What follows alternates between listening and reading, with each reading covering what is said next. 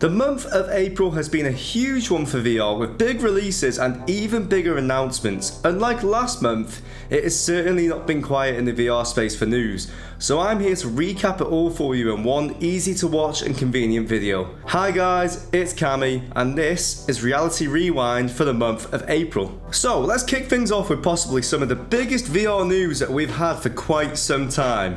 You know Meta? The company behind Facebook, Instagram, and most importantly the Meta Quest series of headsets? Yeah, well they have announced that they are looking at sharing their Quest operating system with companies such as Xbox so that they can create their own VR headsets with an already refined OS. This will mean that it will be easier for developers to tailor their games to more headsets, as they only have to focus on creating games for one OS. It also means that if you want to upgrade to a new VR headset manufacturer, you can keep your game library. There's also a lot more positives that this news brings upon us, so I'll leave a link to the news article down below, but seriously, this is big news that is possibly more exciting than the new Meta headset reveal, because this means that other companies can create VR headsets without having to create a whole new OS for them. I mean, personally, I think it's about time that something like this has come along, because as much as Meta headsets are absolutely great, it's saving all the work for the other companies as well, and Meta still gets a large portion of the share as well. All in all, it seems like a really good way for Meta to start retaining some of their revenue that they've lost invested in virtual reality and the metaverse as a whole. They're over £40 billion down ever since they started investing in this whole metaverse thing, so I'm surprised this didn't come sooner, but now that we've got this news, it's incredible. The whole idea behind this whole headset thing is where you will have separate headsets for different use cases, so you'll have a headset for gaming made by Xbox,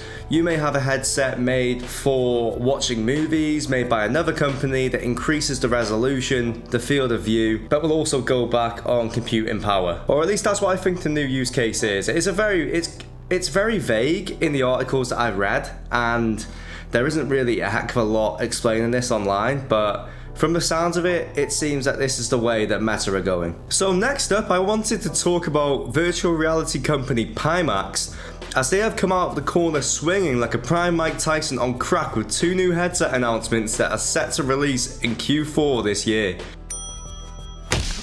Long story short, Pimax creates some of the craziest VR headsets out there with insane pixel density, high resolutions and incredible FOVs. The Pimax Crystal Lite is a budget-friendly option that doesn't compensate on insane graphics as much as you'd think it would, boasting a display of 2880 by 2880 per eye, and the Pimax Crystal Super, which is possibly one of the most powerful headsets ever witnessed, with a display resolution of 3840 by 3840 per eye. That is absolutely ridiculous and something that we have never seen before from a VR headset. I'd even be surprised if PCs in this day and age could actually run something with that high graphical capability. And apparently from the video that I did make on this headset, so were some of the people in the comments, and it's a very good question to ask, and I don't think we even have an answer for it yet. I'm not too sure when in Q4 these headsets are going to be released, but something I can say for certain is that I am excited to see what the Crystal Lite is like.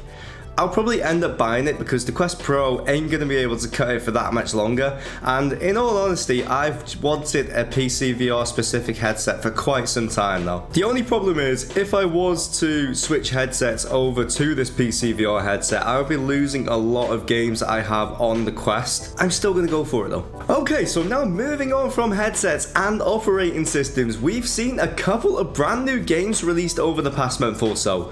None more notable than Contractors Showdown VR, which if you have been watching this channel for long, you'd know that Contractors VR is my favourite VR game of all time. Now the new Battle Royale game is available and it is such a good game. A very difficult game as well.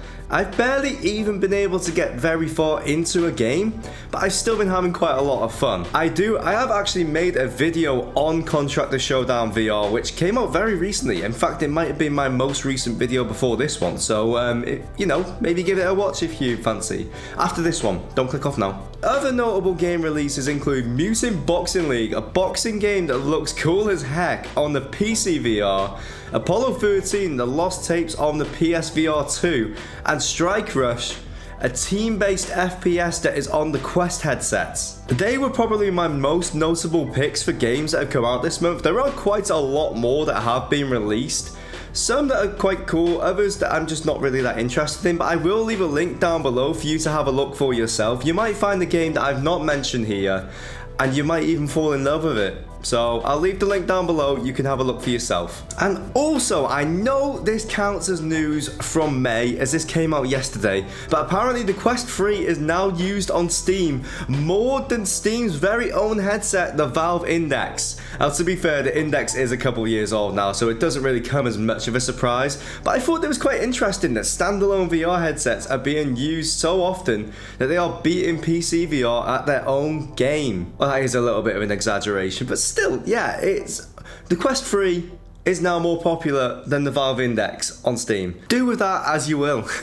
Okay, so that was the VR news of April and a little bit of May. I do apologise that this video came out a bit late. I've been working a lot lately as well, as I've been super ill recently as well, but I'm all better now and I'm ready to get back to making the content that I love. If you did enjoy the video, then I would love it if you checked out some of my other videos, and if you love the content that I do make, then it would mean the world to me if you were to subscribe. Thanks again for watching, and I will see you in the next video.